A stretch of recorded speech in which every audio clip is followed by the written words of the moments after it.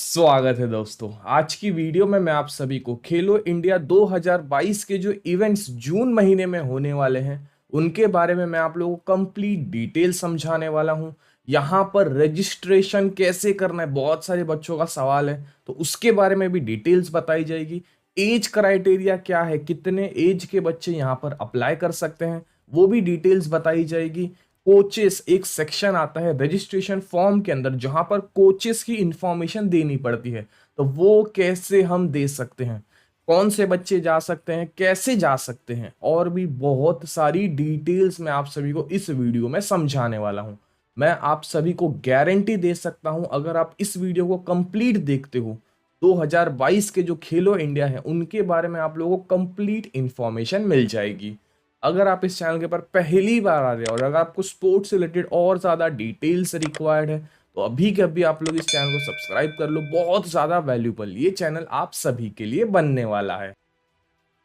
Registration form तक हम पहुंचे उससे पहले आप लोगों को बहुत सारी डिटेल्स जानना इंपॉर्टेंट बनता है, तो वो डिटेल्स मैं पहले समझा देता हूं। अगर आपको डायरेक्ट रजिस्ट्रेशन पे जाना है तो डिस्क्रिप्शन में आपको डिटेल्स मिल जाएगी, डायरेक्टली रजिस्ट्रेशन के ऊपर पहुंच जाओ। बट पहले इंपॉर्टेंट डिटेल्स समझ लो। पता चला आप रजिस्ट्रेशन करके बैठे हो बट आपको सिलेक्ट ही नहीं किया गया। जहां पर सबसे पहले इंपॉर्टेंट चीज है कि इस बार के जो इवेंट्स हैं वो जून महीने में होने वाले हैं। 4 जून से लेकर के 13 जून तक ये इवेंट्स चलने वाले हैं। खेलो इंडिया के जो इवेंट्स हैं वो हर साल जनवरी के महीने में होते हैं। कोविड वगैरह के कारण इस बार जून में किया जा रहा है, बट जो अगला इवेंट होगा वो जनवरी के महीने में ही होने वाला है। तो टेंशन लेने की जरूरत नहीं है। अगर आपका सिलेक्शन इस बार नहीं होता है आप अगले साल यहाँ पर अप्लाई कर सकते हो।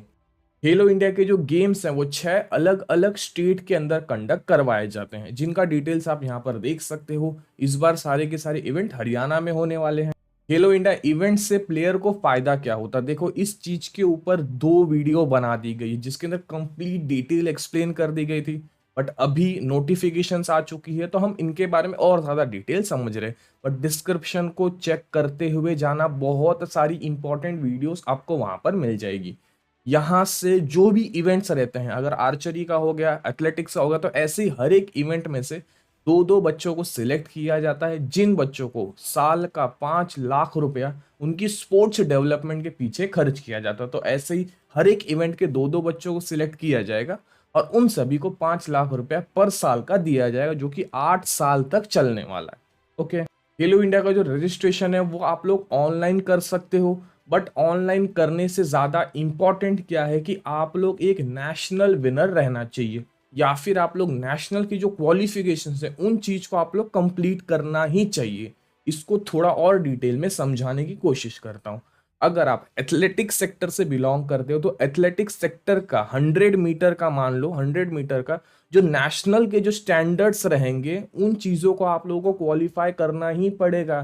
तभी आप यहाँ पर अप्लाई कर सकते हो। फॉर्म भर के कोई मतलब नहीं बनने वाला अगर आपके पास एक नेशनल लेवल का सर्टिफिकेट नहीं रहेगा या फिर आपने नेशनल लेवल की टाइमिंग को मीट नहीं किया रहेगा। वैसे ही हर एक स्पोर्ट का है, आर्चरी हो गया, खो खो कबड्डी हो गया, हर एक स्पोर्ट का है। ओके, चीजें समझ में आ गई है। जो भी नेशनल स्टैंडर्ड्स को रखा गया है उन स्टैंडर्ड्स को आप लोगों को क्वालिफाई करना ही पड़ेगा। यहाँ पर आप लोगों को लिस्ट ऑफ डॉक्यूमेंट्स बता देंगे कौन कौन से डॉक्यूमेंट्स रिक्वायर्ड है। पासपोर्ट साइज फोटोग्राफ रिक्वायर्ड है जो आप लोगों को अपलोड भी करना है और वहां पर लेके भी जाना पड़ेगा। 2 पासपोर्ट साइज फोटो रख लेना, काम का आ जाएगा। उसके बाद आइडेंटिटी प्रूफ के अंदर आप लोगों का आपका पैन कार्ड, 17 साल से नीचे हो तो भाई पैन कार्ड तो होगा नहीं, पासपोर्ट अगर रहेगा तो वो चीजें ले जा सकते हो। आधार कार्ड बहुत ज्यादा इंपॉर्टेंट बनता है। 17 साल से कम हो तो ऑब्वियस सी बात है पैन कार्ड वगैरह तो होगा नहीं। अब आपको वहां पर अपना आधार कार्ड बहुत इंपॉर्टेंट बनता है, ओरिजिनल और 2 कॉपी जेरोक्स का रख लेना, काम आ जाएगा। स्कूल का सर्टिफिकेट, करंट टाइम पे आप कौन से स्कूल में हो या फिर आपका कौन से स्टैंडर्ड में हो, वो चीजों का आप लोगों को प्रूफ इंपॉर्टेंट बनता है। स्कूल से आप लोगों को एक लेटर भी लिखवाना पड़ता है, वो ज्यादा इंपॉर्टेंट नहीं है बट अगर रहेगा तो अच्छा है, जहां पर आपका स्कूल परमिशन दे रहा है आपको इन गेम्स में पार्टिसिपेट करने के लिए। उसके बाद बर्थ सर्टिफिकेट की इंपॉर्टेंट डिटेल है। देखो जितने भी बच्चे जिनकी एज 17 साल से कम है या फिर 17 साल है वही यहाँ पर अप्लाई कर सकते हो और कोई भी यहाँ पर अप्लाई नहीं कर सकता। बहुत बार देखा है कि भाई खेलो इंडिया के गेम्स के अंदर बहुत सारे ऐसे भी बच्चे दिखते हैं जिनकी हाइट एकदम लंबी, ऐसा लगेगा कि भाई ये बहुत ज्यादा एज के हैं। हो सकता है कि भाई उन्होंने कोई तरीका वगैरह अप्लाई किया रहेगा, बट आप प्लीज़ जेन्युइन चीज़ों के पीछे जाना। अगर आपकी एज है तो यहाँ पर अप्लाई करो, अगर नहीं है तो भाई आप ये चीज़ों से साइड हो सकते हो। ठीक है, 17 साल से कम इंपॉर्टेंट है, समझ लीजिए 17 साल से कम। आधार कार्ड का डिटेल्स तो भाई बहुत ज़्यादा इंपॉर्टेंट है। बैंक का पासबुक, देखो अगर आपका कोई बैंक अकाउंट है जो आपके मम्मी पापा के साथ लिंक्ड है, जैसे कहा जाता है एक माइनर अकाउंट वैसा है, तो आप बैंक का पासबुक का फोटो कॉपी और जेरोक्स करके लेके आ जाइए, काम हो जाएगा। अगर नहीं है तो कोई दिक्कत नहीं है। ओके, अब नीचे आप लोगों को बहुत सारी गेम्स के बारे में डिटेल्स मिल जाएगी, तो ये सारे के सारे गेम्स को इंक्लूड कर देगा। इनके साथ और भी बहुत सारे गेम्स है, देखो अब कौन से गेम्स है, कहाँ गेम्स है, ये सब के ऊपर 2 वीडियो बना दिए। डिस्क्रिप्शन को चेक कर लोगे, आपको सारी की सारी जानकारी मिल जाएगी। खेलो इंडिया के अंदर बार बार मैं समझाऊंगा, 17 साल से जो भी कम है वही यहाँ पर अप्लाई कर सकते हैं। उससे ज्यादा वाले जो बच्चे रहते हैं वो लोग यूनिवर्सिटी गेम्स, खेलो इंडिया यूनिवर्सिटी गेम्स के अंदर पार्टिसिपेट करते हैं। खेलो इंडिया यूथ गेम्स के अंदर केवल 17 साल से कम वाले ही अप्लाई कर सकते हैं। नीचे आप लोगों को बता दिया गया है, एक बार अगर आपको सिलेक्ट होने का जो मेल है वो रिसीव हो जाता है, उसके बाद आप लोगों को आपके घर से पिक करके स्टेडियम तक पहुंचाने की जिम्मेदारी आपके स्पोर्ट्स अथॉरिटी की बनने वाली है, जो अलग अलग स्टेट के अलग अलग रहते हैं। जैसे अरुणाचल प्रदेश के जो है उनको 40.41 करोड़ रुपीस दिए गए हैं बच्चों के एकोमोडेशन के लिए, स्टे फैसिलिटी के लिए, खाने पीने सभी के खर्चे के लिए 40.41 करोड़ रुपीस दिए गए हैं। वैसे ही हर एक स्टेट को अलग अलग तरीके की अमाउंट पे की गई है। इसलिए मैं समझाऊंगा, खेलो इंडिया में सिलेक्ट होना बहुत बड़ी बात बनती है। Practice, training, trial, stay facility, जहां पर रहोगे उसका खर्चा, खाने का खर्चा, ट्रांसपोर्टेशन का खर्चा, स्टेडियम से लेकर के जो भी आपके होटल्स के अकोमोडेशंस रहेंगे वहां पर रहने खाने का खर्चा, सब कुछ खेलो इंडिया करने वाला है। इसीलिए मैं बार बार समझाता था कि अपने आप को नेशनल्स के लिए प्रिपेयर करो। एक बार आप एक नेशनल चैंपियन बन जाओगे तो भाई बहुत सारी चीजें आप लोगों के लिए ओपन हो जाती है। तो खेलो इंडिया एक बहुत बड़ी चीज बनती है, बहुत बड़ी चीज बनती है। तो यहाँ पर आपको बता देगा कि हर एक स्टेट को कितना कितना करोड़ रुपीस पे किया गया है उनके स्टेट के बच्चों को स्टेडियम तक पहुंचाने के लिए, और भी बहुत सारी जो स्टे फैसिलिटीज है वो फैसिलिटी प्रोवाइड करने के लिए। 4 जून से लेकर के 13 जून तक ये इवेंट्स चलने वाले, तो भाई लंबा टाइम बनता है। तो खाने पीने का जो भी आपको रिक्वायरमेंट रहेगी वो सब कुछ रिस्पॉन्सिबिलिटी आपके स्टेट एसोसिएशन की बनने वाली है। थोड़ी बहुत और डिटेल समझा देता हूं। इस बार का जो ऑर्गेनाइजिंग कमिटी है वो है एसबीआई। तो एसबीआई खेलो इंडिया यूथ गेम्स 2021 ऐसे करके चीजों को असाइन किया गया है।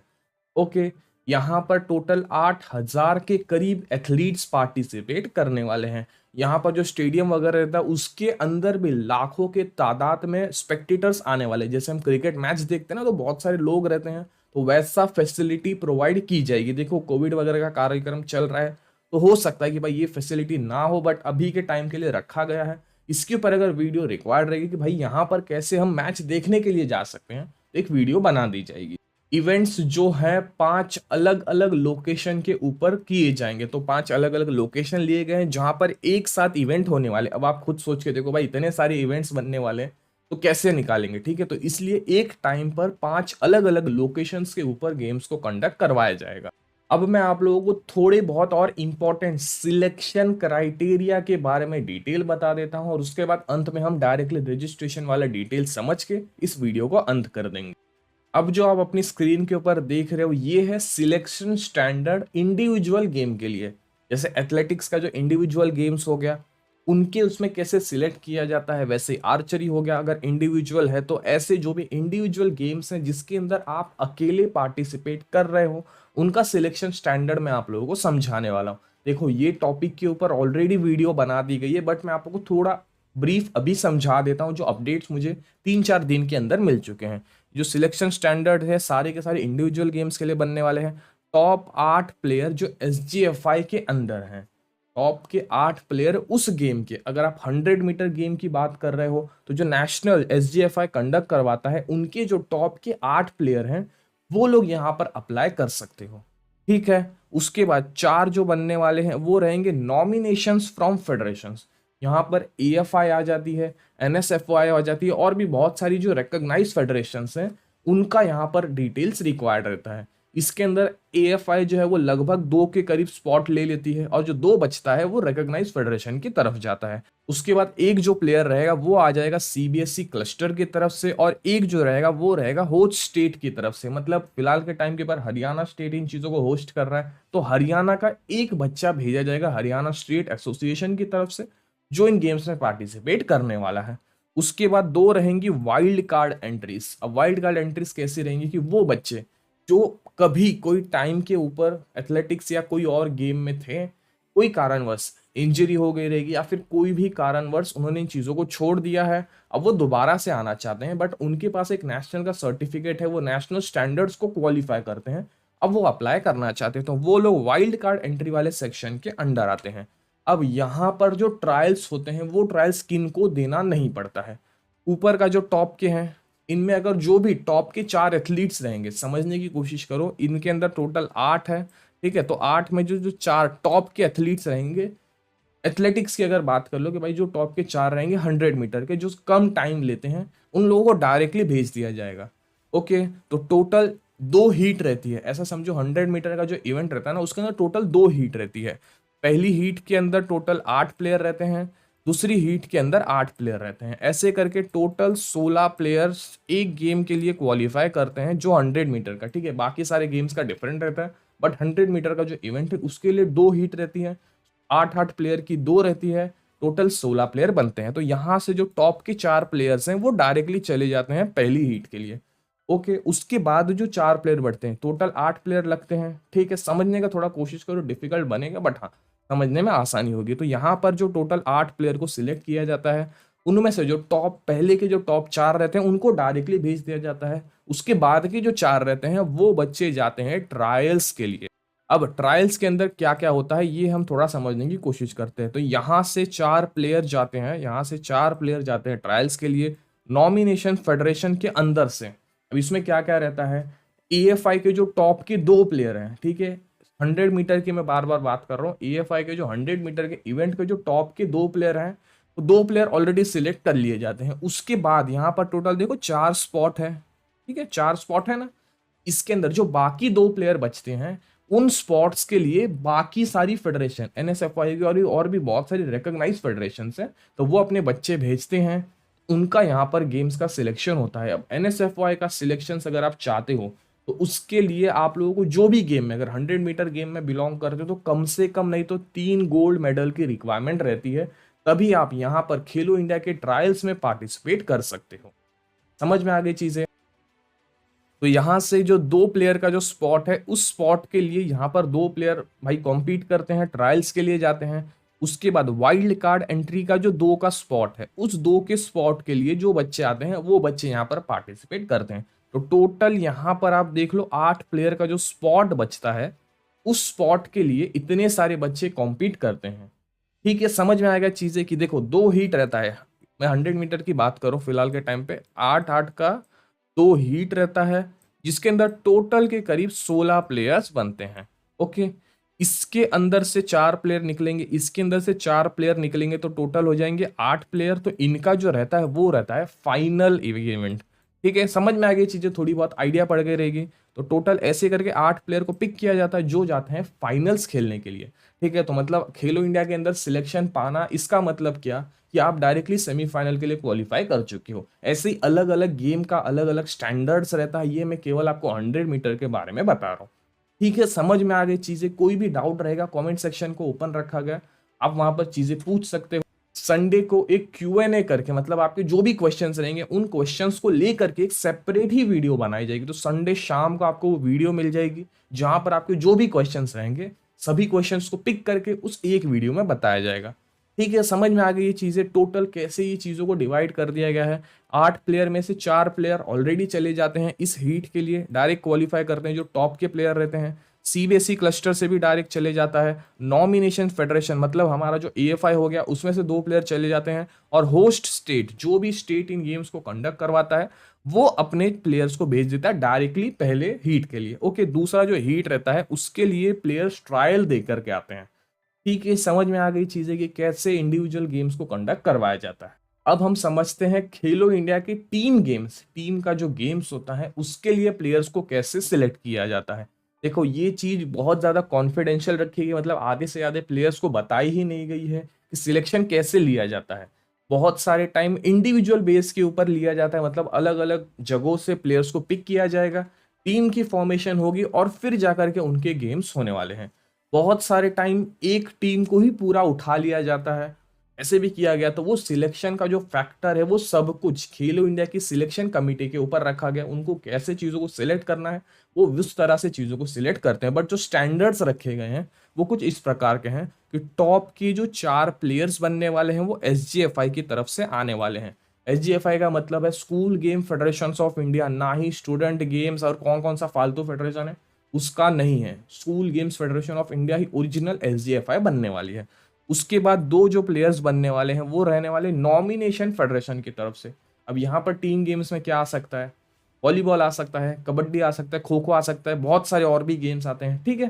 तो उनका जो सिलेक्शन होता है वहां से 2 प्लेयर्स को भेजा जाता है नॉमिनेशन फेडरेशन की तरफ से। वॉलीबॉल फेडरेशन ऑफ इंडिया हो गए तो वहां से 2 प्लेयर को भेजा जाएगा। तो वैसे ही जो भी टीम गेम्स हैं अलग अलग गेम के लिए, अब वॉलीबॉल जो है वो अलग गेम बनेगा तो उसके अंदर एक टीम बनाई जाएगी या फिर एक पूरी टीम को ली जाएगी, ठीक है। अब यहाँ पर जो टीम्स आती हैं वो अलग अलग तरीके पे रहती है। वॉलीबॉल के अंदर लगभग 6 से 8 के करीब की टीम बनती है, कबड्डी के अंदर भी लगभग उतनी ही टीम आती है, ठीक है। तो उसके हिसाब से इनके सेमीफाइनल्स और फाइनल्स को कंडक्ट करवाया जाता है। एक जो रहता है वो भाई होस्ट स्टेट की तरफ से आ जाता है, जो कि भाई हरियाणा है, तो वो अपने एक प्लेयर को भेजेंगे, ओके। एक जो रहता है वो आता है ऑर्गेनाइजिंग कमिटी की तरफ से। इस बार किसने ऑर्गेनाइज किया है, SBI, state bank of India, उन्होंने चीजों को ऑर्गेनाइज किया है। तो वो अपना एक प्लेयर यहाँ पर भेजेंगे, ठीक है। समझ में आ गई चीजें कि भाई कैसे चीजें होती है। तो ऐसे टीम गेम्स का सिलेक्शन होता है। देखो ये थोड़ा ज्यादा कॉम्प्लिकेटेड है, ये बाहर लोगों को बताया भी नहीं जा रहा है। मैंने भी बहुत ज्यादा कोशिश की बट ये चीजों को ओपन नहीं किया गया। ओके, कुछ और डिटेल्स आएगी तो मैं चीजें बता दूंगा, बट अभी के टाइम पे इतना ही समझो कि आपको ऑन द टॉप मतलब परफॉर्मेंस नेक्स्ट लेवल की रखनी पड़ेगी, तभी आप यहाँ पर सिलेक्ट हो सकते हो। उसके बाद हम लोग selection criteria archery, badminton, shooting के बारे में डिटेल्स चेक करते हैं। ओके, इनका सिलेक्शन क्राइटेरिया थोड़ा ज्यादा डिफरेंट बनता है। जहां पर पहले तो भाई 16 प्लेयर को ले लिया जाता है डायरेक्टली एसजीएफआई की तरफ से। 8 जो प्लेयर्स आते हैं वो रहते हैं नॉमिनेशन फेडरेशन की तरफ से। तो जो आर्चरी फेडरेशन ऑफ इंडिया है उसमें से 8 प्लेयर आएंगे आर्चरी के लिए। बैडमिंटन फेडरेशन ऑफ इंडिया तो उनमें से 8 प्लेयर आएंगे डायरेक्टली यहाँ पर पार्टिसिपेट करने के लिए। वैसे ही एक प्लेयर जो आता है वो आता है सीबीएसई क्लस्टर की तरफ से, और एक प्लेयर जो आता है वो आता है होस्ट स्टेट की तरफ से, जो कि हरियाणा बनने वाला है। ठीक है, चीजें समझ में आ गई। देखो आर्चरी बैडमिंटन वगैरह का थोड़ा अलग अलग रहता है, क्योंकि कैसा रहता है इसके अंदर सिंगल्स और डबल्स के अलग अलग रहते हैं, ठीक है। तो इस वजह से इनका अलग ही स्टैंडर्ड्स को सेट किया गया है। ये जो चीजें मैंने बताई ये 99% ऑन द टॉप है, मतलब यही स्टैंडर्ड्स को यूज किया जाता है। बट सिलेक्शन कमिटी है वो कभी कभी अपना कोई भी मेथड ला देती है, बट आपको नेशनल क्वालिफाई करना ही पड़ेगा, तभी आपको आगे के राउंड्स के लिए सिलेक्शन दिया जाएगा। ठीक है, चीजें समझ में आ गई। अब हम बढ़ते हैं रजिस्ट्रेशन फॉर्म कैसे भरना है, वो बहुत बड़ी चीज है, उन चीजों को हम समझने की कोशिश करते हैं। नीचे डिस्क्रिप्शन को थोड़ा ध्यान से देखते हुए जाना। डिस्क्रिप्शन में आप लोगों को ये अप्लाई लिंक मिल जाएगी जो कि रजिस्ट्रेशन की लिंक बनने वाली है। एक चीज आप लोग समझ लो, यहां पर रजिस्टर करना मतलब आपको सिलेक्ट कर लिया गया है ऐसा नहीं है। अगर आप एक नेशनल पार्टिसिपेंट नहीं रहोगे, जिन्होंने नेशनल रिकॉर्ड के आसपास हैं वही बच्चे यहाँ पर पार्टिसिपेट कर सकते हैं, इसके अलावा और कोई भी यहाँ पर पार्टिसिपेट नहीं कर सकता। मैंने बहुत सारे चैनल्स को देखा है जो बताते हैं कि भाई फॉर्म भर लो आपका काम हो जाएगा, भले ही आपने आज से पहले कभी भी नहीं खेला रहेगा तो भी आप यहाँ पर पार्टिसिपेट कर सकते हो। तो भाई ऐसा बिल्कुल भी नहीं है। आपको ट्रायल्स के लिए भी क्या स्टेडियम के अंदर भी आने को मना कर दिया जाएगा, तो प्लीज आप लोग ये गलती मत करना। बहुत सारे बड़े बड़े क्रिएटर्स हैं, ठीक है, मैं नाम नहीं लूंगा, बट हाँ बड़े बड़े क्रिएटर्स हैं जिनको थोड़ी इंफॉर्मेशन शायद कम है, इस वजह से वो ऐसी चीजें बता रहे हो। तो प्लीज आप लोग एक चीज का ध्यान रखो, अगर आप एक नेशनल पार्टिसिपेंट या फिर नेशनल चैंपियन नहीं हो, नेशनल रिकॉर्ड के आसपास के नहीं हो, यहाँ पर आप लोग पार्टिसिपेट नहीं कर सकते। चाहे वो ट्रायल्स हो गया, चाहे वो ऑफिशियल गेम हो गया, कभी भी आपको पार्टिसिपेशन के लिए यहाँ पर पूछा नहीं जाए। ठीक है, तो यहाँ पर टोटल 4 सेक्शंस बनते हैं। पर्सनल इन्फो का एक सेक्शन बनता है, एजुकेशन एंड बैंक इन्फॉर्मेशन का दूसरा, अदर इन्फॉर्मेशन बहुत सारी है तो उनका एक तीसरा बनता है, और प्रीव्यू एंड फिनिश, यहाँ पर आप अपने फॉर्म को प्रीव्यू कर सकते हैं। अब यहाँ पर कैसे चीजों को भरना है उसके लिए भी एक लिंक दे दिया है। तो नीचे डिस्क्रिप्शन में आप लोगों को ये मैनुअल मिल जाएगा जिसके अंदर से आप सारी की सारी चीजों को देख के समझ सकते हैं कि भाई फॉर्म को भरना कैसे। ठीक है, देखो मैं खुद फॉर्म भरने को जाऊंगा, बहुत बड़ा वीडियो, अभी वीडियो बहुत बड़ा बन चुका तो वीडियो और बड़ा हो जाएगा, तो भाई वो वेस्ट का काम हो जाएगा। फॉर्म भरने में केवल नाम वगैरह का डिटेल्स जानना है, तो ज़्यादा डिफिकल्ट वाली चीज़ें नहीं बनने वाली। ओके, चीज़ों को थोड़ा समझते हुए जाना, आप लोगों को सारी की सारी चीज़ें यहाँ पर फिल करनी है। ओके, ये जो डिटेल्स दिया गया यहाँ पर चीज़ें फिल करनी है, तो वहाँ पर क्या चीज़ें फिल करनी है उसके लिए इस मैनुअल को दिया गया है। ठीक है, तो ऐसा नहीं कि आप इस मैनुअल में ही भरने लगोगे, ठीक है, ये चीज़ें नहीं है। ओके, तो पहले आप लोगों को सबसे पहले यहाँ पर आना है, स्टेप बाय स्टेप इस वेबसाइट को दे दिया गया है। ठीक है, इसका लिंक आपको नीचे मिल जाएगा। ओके, यहाँ पर आप लोगों को पहुँचना है। उसके बाद यहाँ पर आने के बाद आप सभी को ये तो चलो, ये तो ठीक है, चीजें हो गई। अब आप लोग डायरेक्टली इस पेज के ऊपर आ जाओगे। ठीक है, यही पेज यहाँ पर दिख रहा है, वही पेज यहाँ पर अवेलेबल किया गया है। ओके, अब यहाँ पर ये जो पहला वाला ऑप्शन है, वहां पर आप लोगों को आपका नाम देना है। इसका मतलब क्या कि ये जो ऑप्शन यहाँ पर है, ये वाला जो ऑप्शन है, यहाँ पर आप लोगों को अपना नाम देना है, सिर्फ और सिर्फ अपना। आपका जो भी नाम है उस नाम को यहाँ पर एंटर करना है। उसके बाद यहाँ पर आप लोगों को दोबारा से आना है, यहाँ पर आप लोगों का आपका मिडल नेम मतलब आपके पापा का नाम देना है। उसके बाद आप लोगों को आपका यहाँ पर सर नेम एंटर करना है। ओके, ऐसे ही करके सारी की सारी चीज़ों को फिल करना है। यहाँ पर आपकी मम्मी का नाम देना है सर नेम के साथ में। आपकी मम्मी क्या काम करते हैं, हाउस वाइफ है तो आप हाउस वाइफ एंटर कर लो, कहीं पर जॉब करते हैं तो वो चीज़ एंटर कर लो। पप्पा का आपके पूरा नाम देना है। ठीक है, मतलब आपके दादा का नाम अटैच मत कीजिए, केवल आपके पप्पा का नाम और साथ में सरनेम को यहाँ पर एंटर कर दीजिए। आपके डैड क्या काम करते हैं, कौन सा काम करते हैं, गवर्नमेंट सेक्टर में है या फिर कोई और काम करते हैं, जो भी काम करते हैं उन चीज़ों को यहाँ पर एंटर कर दो। आपका यहाँ पर जेंडर सिलेक्ट करना है कि आपका जेंडर क्या है। उसके बाद यहाँ पर अपना डेट ऑफ बर्थ एंटर करना है आपके बर्थ सर्टिफिकेट के हिसाब से। ओके, उसके बाद आता है एड्रेस। तो यहाँ पर आप लोगों को केवल C/O ही सिलेक्ट करना है, मतलब आप ये घर के ओनर नहीं। ठीक है, अगर आप ओनर हो तो S.O। ठीक है, वो चीज़ें मैं आपको यहाँ पर दिखाने की कोशिश करता हूँ। तो यहाँ पर जब आप आओगे तो ये जो ऑप्शन है, यहाँ पर आपको D.O, G.O, H.O, S.O, W.O, ठीक है, ऐसा आएगा। तो आपको सिंपली C/O करके चीज़ें सिलेक्ट करनी है। उसके बाद ओनर का नाम, आपके घर के जो मालिक है वो कौन है, ऑब्वियस सी बात है आपके पापा ही रहेंगे, तो उनका नाम यहाँ पर एंटर करना है। हाउस नंबर, जो भी आपका घर का नंबर या फिर बिल्डिंग का नंबर होगा, या फिर आपका जो घर है अगर वो बिल्डिंग के अंदर है तो जो भी आपका फ्लैट का नंबर है उन चीज़ों को एंटर करना है। स्ट्रीट नेम, उसके बाद सारी की सारी चीज़ें आधार कार्ड के अकॉर्डिंग बनती है। तो यहाँ पर स्ट्रीट नेम डाल दो, लैंडमार्क डाल दो कि भाई अगर एग्जाम्पल के लिए मान लो कि अगर आप मुंबई में रहते हो तो अंधेरी करके ऐसे लैंडमार्क डाल दो, या फिर आपके आसपास का कोई भी ऐसा बड़ा हॉस्पिटल वगैरह रहेगा तो उनका लैंडमार्क डाल दो। सेक्टर, अब बहुत सारे ऐसे भी जगह है जहाँ पर सेक्टर बेस के ऊपर चीज़ें रहती है। अगर आप मुंबई में रहते हो तो भाई सेक्टर वगैरह है नहीं हमारे यहाँ, तो हम क्या कर सकते हैं, अंधेरी वेस्ट, ऐसे करके चीज़ें एंटर कर लो। पोस्टल कोड बहुत इंपॉर्टेंट बनता है कि आपका पोस्टल कोड क्या है। उसके बाद आप लोगों को यहाँ पर स्टेट सिलेक्ट करना है, डिस्ट्रिक्ट सिलेक्ट करना है, सब डिस्ट्रिक्ट बहुत सारे उसमें, डिस्ट्रिक्ट के बाद सब डिस्ट्रिक्ट भी आती है, तो वो चीज़ आप सिलेक्ट कर सकते हो। जैसे मुंबई है तो मुंबई के अंदर भी मुंबई सिटी या फिर मुंबई सबर्बन ऐसे करके आता है, वो चीज़ें आप सिलेक्ट कर लो। उसके बाद आपको सिटी यहाँ पर एंटर करना है।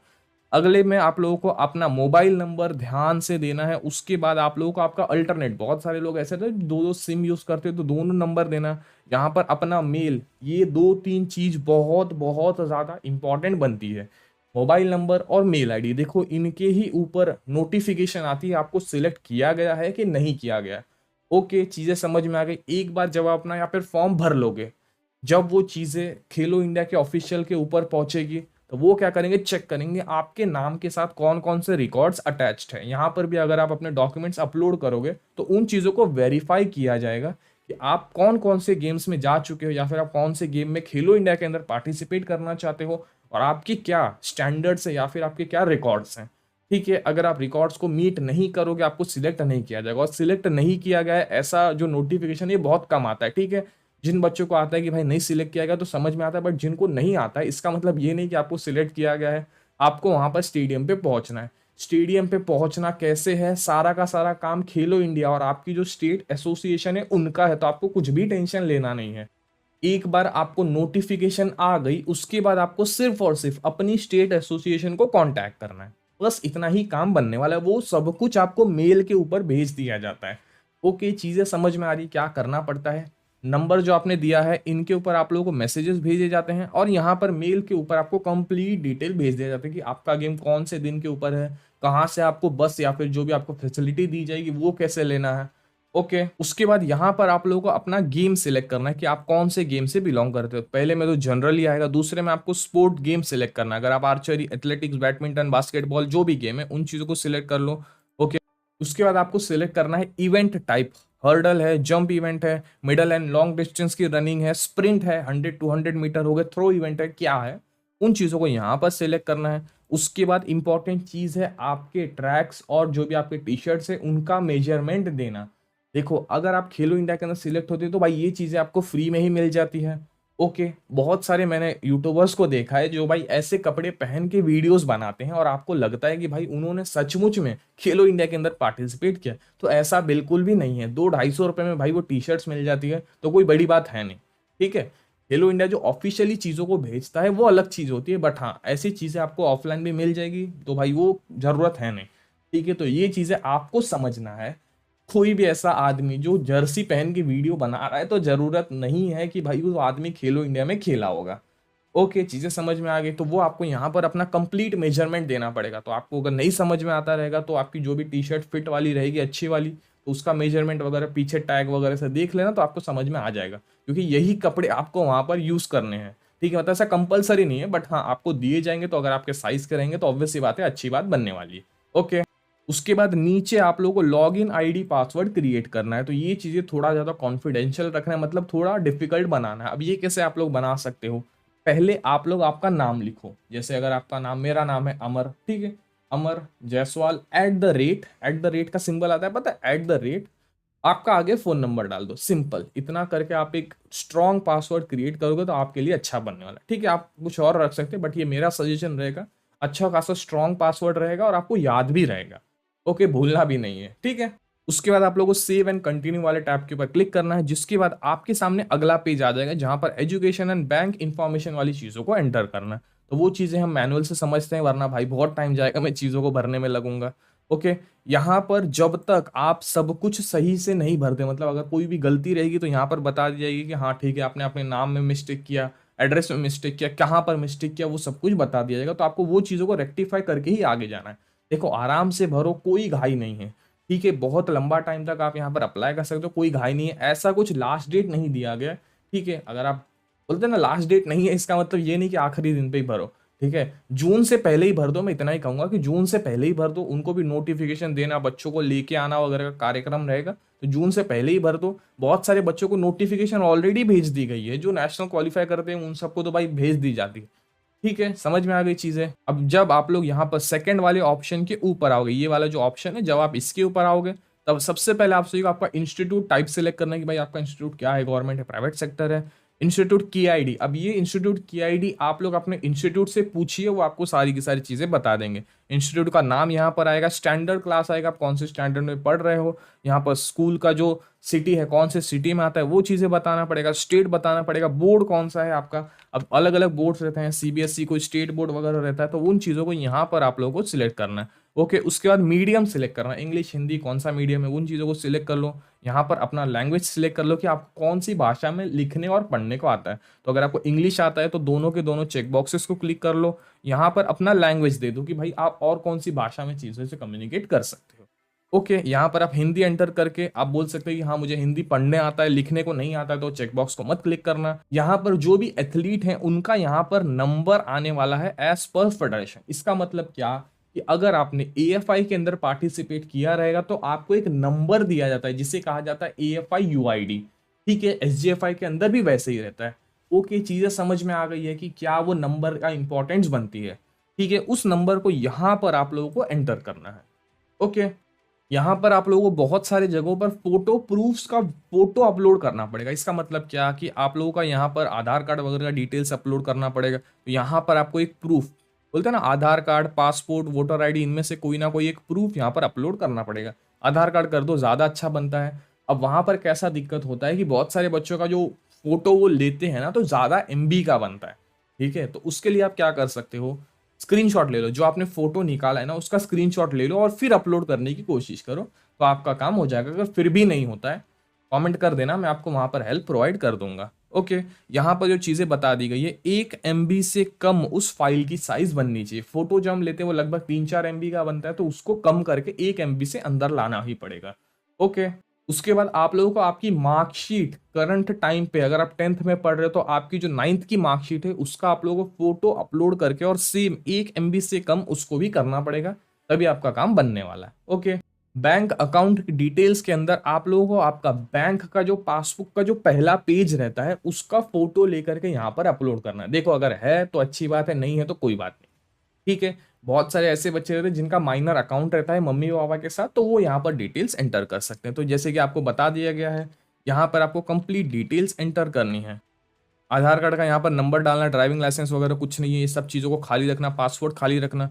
ओके, यहाँ पर आपको फर्स्ट पेज एंटर करना है आपके आधार कार्ड का। ओके, ये सब छोड़ दो, ये सब की जरूरत नहीं है। यहाँ पर अपना बर्थ सर्टिफिकेट इंपॉर्टेंट बनता है, तो बर्थ सर्टिफिकेट का कौन सा डेट था वो बताना है। आपके जो पासिंग मार्कशीट है उन चीज़ों को यहाँ पर अपलोड करके आपका ईयर ऑफ पासिंग, इसका मतलब क्या कि आप लोग फिलहाल के टाइम पे अगर नाइन्थ में, ठीक है, नाइन्थ में पढ़ रहे हो, अभी तो भाई कंप्लीट हो गई बहुत सारी जगहों की स्कूल्स, ठीक है, तो नाइन्थ में जो आपने पढ़ाई की रही है उसका एक ना एक मार्कशीट, कोई भी एक मार्कशीट, ठीक है, उन चीज़ों को अपलोड करना। यहाँ पर बोनाफाइड सर्टिफिकेट, इसका मतलब क्या कि आपके स्कूल कॉलेज को एतराज़ नहीं है, आप लोग इस इवेंट में जा रहे हो, ठीक है, ऐसा एक प्रूफ करके सर्टिफिकेट बनवा लो, आपके लिए हेल्पफुल बनने वाला है, ठीक है। कंपलसरी नहीं है तो कोई ऐसा दिक्कत की बात नहीं, बट अगर बनेगा तो आपके लिए अच्छा बनने वाला है। उसके बाद यहाँ पर बैंक डिटेल डालना है, जहाँ पर अपना बैंक का नंबर, आईएफएससी कोड, बैंक में आपका नाम क्या है, मतलब जो पासबुक के ऊपर जो नाम है वो नाम क्या है, बैंक का कौन सा ब्रांच है वो डिटेल्स एंटर करना। उसके बाद यहाँ पर कंप्लीट डिटेल्स आपके बैंक की, यहाँ पर कैंसल्ड चेक, इसका मतलब क्या कि आपको एक चेक लेना है, उसके ऊपर बड़े में कैंसल्ड ऊपर लिखना है, स्लैश करके 2 लाइन डालना है, इन चीज़ों का एक फोटो अपलोड करके यहाँ पर डालना है। या फिर आप लोग आपके बैंक के पासबुक का जो पहला पेज है उस पहले पेज को यहाँ पर अपलोड कर दो। जो भी चीज़ें बनती है वो चीज़ें आप लोग कर लो। उसके बाद आप लोगों को सबमिट वाले फॉर्म के ऊपर क्लिक करना है। यहाँ पर जो आपको ऑप्शन दिया गया है उस ऑप्शन को आप लोगों को सेव एंड कंटिन्यू वाले टैब के ऊपर क्लिक करना है। उसके बाद तीसरा वाला ऑप्शन आएगा जहाँ पर अदर इन्फॉर्मेशन। अब यहाँ पर आप लोगों को आपकी ट्रेनिंग सेंटर्स के बारे में डिटेल्स बताना है, या फिर आपने कहाँ पर नेशनल इवेंट खेला है उन चीज़ों को बताना है। तो सबसे पहले आप लोगों को यहाँ पर ट्रेनिंग सेंटर सिलेक्ट करना है। ये सब कुछ डिटेल आप लोगों को आपकी स्टेट एसोसिएशन बता देगी, ठीक है। अगर आप एक ऐसे प्लेयर है जिन्होंने भाई कहीं पर भी ट्रेनिंग नहीं लिया, डायरेक्टली नेशनल्स के लिए क्वालिफाई किए थे, तो भाई बहुत बड़ी बात होती है कि आपने कोई प्रोफेशनल ट्रेनिंग नहीं लिया बट आप नेशनल के लिए पहुंचे थे, ठीक है। तो वो सब कुछ आपके ऊपर बनता है। ये डिटेल्स आप लोग एक बार अपने जो कमिटी है या फिर आपके जो स्टेट एसोसिएशन है उनको कांटेक्ट कर लो, तो वो आपको सब कुछ समझा देंगे, ठीक है। यहाँ पर ट्रेनिंग सेंटर का केआईडी एक नंबर होता है, वो चीज़ों का एंटर कर लो। ट्रेनिंग कब से कब तक आपने ली थी, तो आप यहाँ पे 2-2.5 साल की ट्रेनिंग का डेट यहाँ पर डाल सकते हो। तो ट्रेनिंग सेंटर का ईमेल वगैरह आईडी आपको मिल जाएगा। कोच की इन्फॉर्मेशन, अब ये इन्फॉर्मेशन क्या रहती है कि बहुत सारे ऐसे इवेंट्स रहते हैं जिनके अंदर प्लेयर्स लोग अपने कोचेस को लेके जाते हैं। जैसे बॉक्सिंग इवेंट होगा तो उसके अंदर भाई कोच तो कंपलसरी बनता है, ठीक है। तो वो चीज़ों को आप यहाँ पर एंटर कर सकते हो। कोई ज़रूरी नहीं है, ये वाला जो सेक्शन है वो ज़्यादा इंपॉर्टेंट नहीं है, बट अगर है तो आप एंटर कर सकते हो, ठीक है। ये भी चीज़ें मैं आपको समझाऊंगा कि यहाँ पर रजिस्ट्रेशन करना नहीं करना इतना ज़्यादा फर्क नहीं देगा कि हाँ आप एक नेशनल चैंपियन हो और आपको यहाँ पर खेलने का मौका ना मिले क्योंकि आपने रजिस्ट्रेशन नहीं किया, ऐसा कुछ नहीं है, ठीक है। आप एक अगर नेशनल चैंपियन हो तो भाई खेलो इंडिया वाले आपको सामने से अप्रोच करेंगे, आपको कोई टेंशन लेने की ज़रूरत नहीं है। आप खुद खेलो इंडिया को अप्रोच करके सारी की सारी चीज़ें पूछ सकते हो। इस फॉर्म के ऊपर नीचे एकदम आप आओगे ना, हेल्पलाइन नंबर दे दिया जाएगा, आपके जो भी क्वेश्चन रहेंगे वो सारी की सारी चीज़ें आप पूछ सकते हो। एक और नंबर दे दिया जाएगा, वर्किंग टाइम बता दिया भाई कितने टाइम से कितने टाइम का आप कॉन्टैक्ट करो, आपको हेल्प मिल जाएगी। तो वो सारी की सारी चीज़ें यहाँ पर बता दी जाएगी। एडिशनल डिटेल्स के अंदर भी और भी बहुत सारे डॉक्यूमेंट्स अपलोड करना पड़ेगा और लास्ट में जा करके आप लोगों को आपकी एक सक्सेस स्टोरी बतानी पड़ेगी। इसका मतलब क्या कि आप लोगों ने यहाँ तक पहुँचने के लिए क्या मेहनत की। देखो ये सब कुछ ज़्यादा कंपलसरी है नहीं, भरना है तो आप लोग यहाँ पर चीज़ें भर सकते हो, ओके। उसके बाद जो लास्ट ऑप्शन आएगा, लास्ट ऑप्शन में आप लोगों को प्रीव्यू वाला सेक्शन आएगा। तो ऐसे करके आप लोगों का यहाँ पर कंप्लीट फॉर्म ओपन होने वाला है कि आप कौन हो, कहाँ से हो, क्या है भाई, ओनर वगैरह कौन है, सब कुछ यहाँ पर मेंशन कर दिया जाएगा। एक बार सब कुछ रीड कर लेना, ठीक है, सब कुछ रीड कर लेना। उसके बाद आप लोग को ये जो continue, click here to continue वाले टैब के ऊपर क्लिक कर लेना, ताकि आपके सामने आपका ऐसा यूजर इंटरफेस ओपन हो जाएगा, ओके। उसके बाद आप लोगों को जो आईडी, जो आपने यूजर नेम और पासवर्ड क्रिएट किया रहेगा वो आप लोगों को यहाँ पर एंटर करना है। सिंपल चीज़ें समझ में आ गई। तो यहाँ पर अगर आप भूल जाते हो रजिस्ट्रेशन नंबर वगैरह तो वो चीज़ें आप यहाँ से चेक कर सकते हो।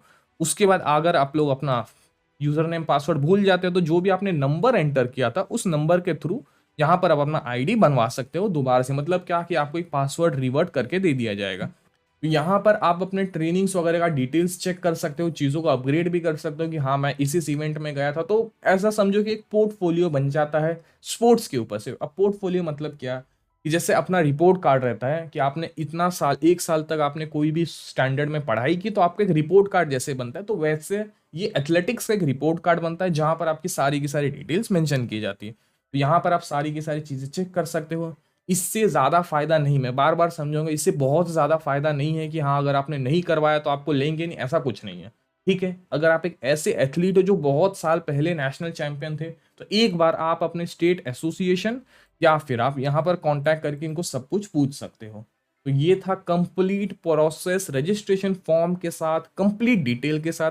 डिस्क्रिप्शन को चेक कर लेना, आपको बहुत सारी डिटेल्स वहाँ से समझ में आ जाएगी। तो आज की वीडियो में बस इतना ही था, बहुत बड़ा वीडियो बन चुका है भाई, बहुत कुछ समझाना पड़ गया था।